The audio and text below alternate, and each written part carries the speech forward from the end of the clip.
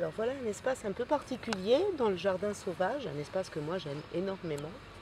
C'est de l'herbe, c'est simplement de l'herbe au milieu d'une pelouse tondue. C'est de l'herbe qui n'a pas été tondue depuis un mois à peu près et que je retondrai de nouveau dans un mois. Mais pendant cette période, ce court laps de temps, va croître entre autres des orchidées sauvages. Alors ici, on en voit une qui avait été repérée avec un petit bâton pendant l'hiver au moment où les rosettes, c'est-à-dire les premières feuilles de l'orchidée sauvage apparaissent.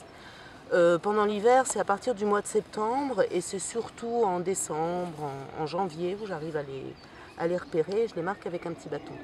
Donc là, ces orchidées fleuriront dans quelques jours, feront des graines, essaimeront et d'année en année, il y a de plus en plus d'orchidées sauvages qui sont installées dans cet espace et dans ce parc. Je laisse toutes les herbes autour, d'abord parce que ça leur permet de se maintenir, mais aussi parce que les insectes qui viennent polliniser les autres herbes, les autres fleurs, viendront polliniser et viendront sur les orchidées. Elles en ont besoin. Pour pouvoir faire des graines, il faut qu'il y ait des abeilles. Celle-ci s'appelle Apifera. Justement, Apis, c'est l'abeille qui vient la polliniser. Donc, c'est ce que j'appelle la synergie. Elles ont besoin les unes des autres et elles ont besoin des insectes. Donc, à un moment donné, il faut laisser tout le monde vivre. Voilà, c'est un petit espace très particulier que je voulais vous présenter.